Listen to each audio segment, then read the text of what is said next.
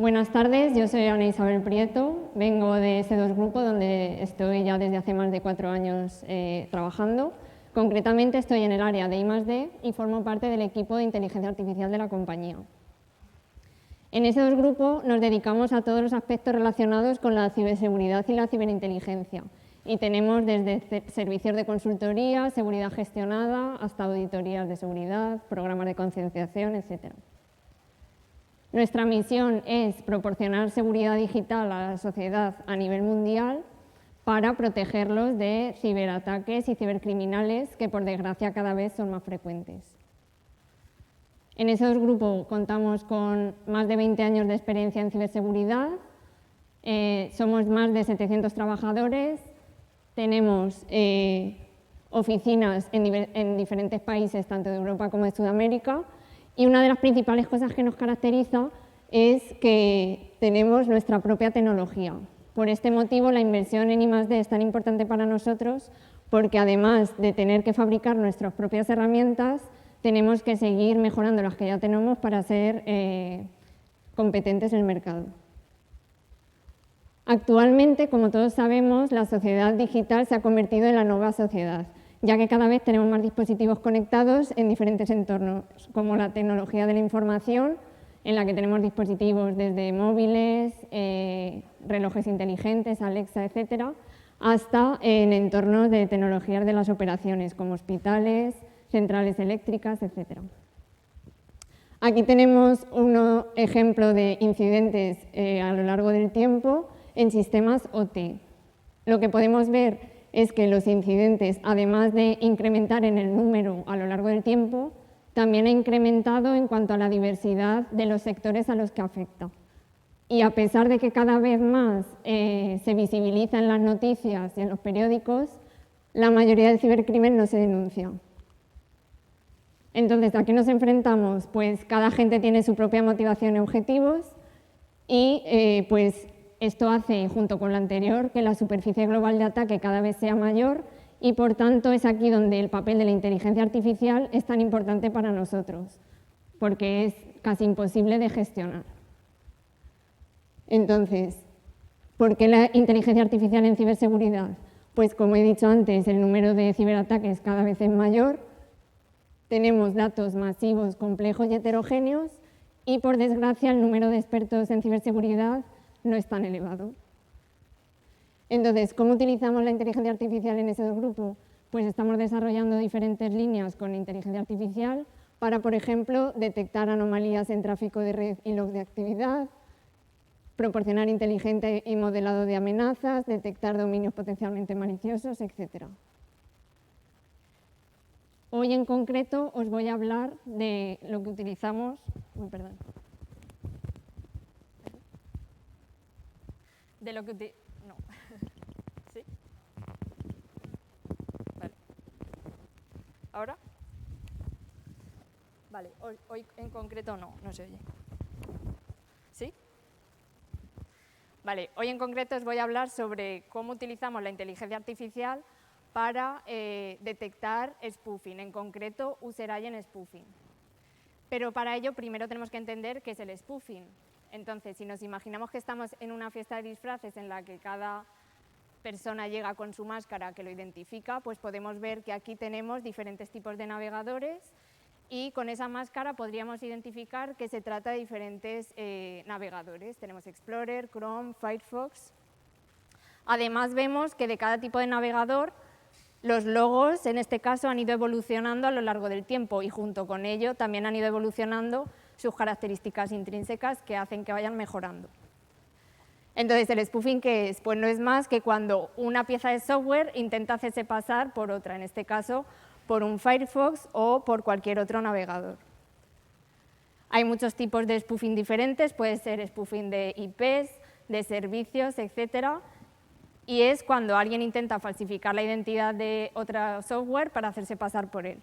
Esto hace que, bueno, en nuestro caso, hemos aplicado inteligencia artificial para detectar user agent spoofing, en el que el user agent es esa identificación en las cabeceras HTTP de los navegadores, y con ello los atacantes parece que están utilizando un navegador o dispositivo que es diferente al real. y esto hace que tengan acceso a contenidos o funcionalidades específicas. ¿Qué riesgos potenciales tiene esto? Pues principalmente que evaden las medidas de seguridad, acceden a contenidos que no están disponibles para otros user agents y también, muy importante, que pasan desapercibidos ante ojos de medidas de seguridad convencionales. Por tanto, dada la necesidad de detectar este tipo de amenazas, el equipo de I+D lo que hicimos fue desarrollar una herramienta que utiliza la inteligencia artificial junto con la inteligencia de los analistas de seguridad para detectar de forma precoz este tipo de amenazas. Esta herramienta consiste de dos fases, en la que la primera es la fase de aprendizaje, en la cual en un primer paso sería recolectar los datos de tráfico HTTP durante un periodo de tiempo concreto, que tendría este formato. Tendremos las cabeceras, el user agent y los valores de cada cabecera. Después extraeríamos el nombre del user agent en sí. Aquí tendríamos una lista de todos los user agents vistos a lo largo del tiempo. Esto engloba tanto el navegador como la versión. Y después pasaríamos un primer filtro en el que detectamos si hay algún nombre de user agent que contiene una palabra sospechosa considerada por los de seguridad. En este caso, pues aquí, por ejemplo, se detecta que este user agent contiene la palabra cool, que es una palabra sospechosa por los expertos. Si no es así, se pasaría a la siguiente fase, que es la de extraer el tipo de petición, que puede ser connect, get o post. Esos son los más comunes. Después se pasaría a procesar los datos para convertirlos de texto a número y ya entraríamos a aplicar el modelo de clustering no supervisado, que es K-means, de forma que para cada user agent y cada tipo de petición tendríamos grupos en cuanto a qué logs tienen cabeceras y valores en las cabeceras más similares. Aquí, por ejemplo, para este user agent tendríamos para el primer tipo de petición un clúster que tendría esas cabeceras comunes y esos valores. El host se elimina porque el valor es muy entrópico y el user agent es el que tenemos en este caso. Para get tendríamos 4 tipos de clúster. Aquí tendríamos el primero con sus cabeceras y los valores, el segundo, ¿vale? Y así sucesivamente. Y lo mismo pasaría con post. Esto se replicaría para todos los user agents que nos aparezcan y esto hace que sea un método que se puede ir adaptando automáticamente sin necesidad de que haya un experto en ello. Después de esto pasaríamos a una fase de filtrado en la que se detectaría como alerta si hubiese algún user agent en el que su grupo tenga un único elemento, y esto sería sospechoso porque significa que hay un elemento que no se parece a ningún grupo, como es en este caso. El analista decidiría ante esta alerta si realmente es un caso sospechoso y por tanto iría a una blacklist, o si por el contrario es un falso positivo y por tanto no quiere, quiere evitar que le vuelva a saltar en el futuro. Y por último pasamos a utilizar el modelo N-gramas, que lo que hace es analizar una secuencia de texto, que en este caso son las cabeceras, de forma que detecte cuando hay algún elemento del clúster que tenga un número concreto de cabeceras en diferente orden. Por ejemplo, aquí hay un caso con este tipo de alerta en el que nos dice que este elemento pertenece al clúster 2, pero hay algunas cabeceras que van en orden diferente de los de su clúster. Por ejemplo, este elemento, la cabecera user agent y DNT, aparece en orden contrario a los de su grupo. Y esto sería motivo de revisar. Y lo mismo pasa con estas dos cabeceras. Igual que antes, el analista podría decidir con los botones si extraerlo del clúster porque es un elemento sospechoso o dejarlo para que lo aprenda para que en el futuro no vuelva a saltar. Esta fase de aprendizaje se puede configurar por parte del analista con una ventana como esta, en la que él puede ir ajustando estos umbrales de anomalía para que salten más o menos alertas, y él mismo poder ir ajustando esto.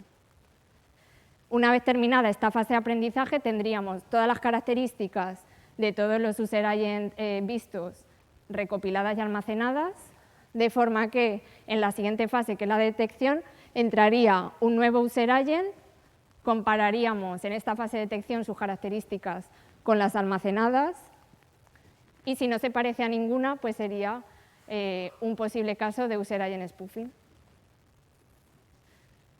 Esta fase de detección, igual que antes, recolectaríamos nuevos datos de user agent que se observen a posteriori, extraeríamos la lista de user agents, se detectaría si hay algún nombre sospechoso dentro del nombre del user agent y después pasaríamos a utilizar un modelo que es el ratio de Levenstein, que lo que hace es comparar el nombre del user agent nuevo con los de la lista de los aprendidos para detectar si es demasiado parecido a alguno de ellos. Bueno, la distancia de Levenstein simplemente es un modelo que mide la similitud entre dos caracteres, ¿vale? En este ejemplo de estos dos strings sería la distancia 2 porque es el mínimo de conjunto de operaciones para transformar un string en otro. Y lo que usamos es el ratio de Levenstein, que es la distancia normalizada. A mayor ratio, más similares son las palabras entre sí. Entonces, en este caso se detecta que el primer user agent se parece demasiado a este user agent que hemos visto en la fase de aprendizaje y, por tanto, sería sospechoso. Y más aún es este caso en la que se nota que ha habido una manipulación del nombre del user agent porque se han comido una L. Si no pasa nada de esto, pasaríamos a extraer el tipo de petición, se detectaría si hay algún tipo de petición diferente a lo observado y se pasaría a la fase de preprocesamiento. Mediante la distancia del coseno se detectaría si el elemento no se parece lo suficiente a ninguno de los centroides de los clústeres almacenados, de forma que si sí que se aleja demasiado sería una alerta, como es en este caso, en el que el clúster más similar es el 0, pero no pertenece a él porque vemos que esas cabeceras no las contiene. Y si no pasa nada de lo anterior y sí que se pertenece a un clúster, pasaríamos a analizar su cabecera, tanto el nombre de la cabecera como el contenido de la cabecera. Esto se analizaría con Levenstein. Entonces aquí vemos que la cabecera CEP-Language tiene, en este caso, un valor diferente, pero demasiado parecido a lo que se suele observar. Aquí se ve que es el idioma. Y aquí en este ejemplo, arriba nos pone una cabecera que era Proxy Connection, que ha sido modificada y se ha cambiado una letra respecto a lo que se conocía. Y por último, el caso de abajo, que es otra vez pasar el modelo de n-gramas con el que se detectaría si hay un cambio significativo en el orden de las cabeceras, como pasa en este caso. Esta sería la pantalla de configuración del analista para que sea más o menos restrictivo y el número de alertas sea algo que se pueda gestionar. Y ya en conclusión, pues podemos decir que hemos podido desarrollar una herramienta que es adaptativa a nuevos user agents. Tenemos una calibración sencilla por los expertos de seguridad y una cosa muy importante es que combina los algoritmos de Machine Learning con el conocimiento de los expertos. Además, aprende de los falsos positivos para que no se vuelvan a reportar. Y lo último es que está en continua mejora porque cuanto más tiempo tengamos de datos de aprendizaje, pues más caracterizados tendremos los user agents y por tanto la tasa de falsos positivos será menor. Y esto es todo.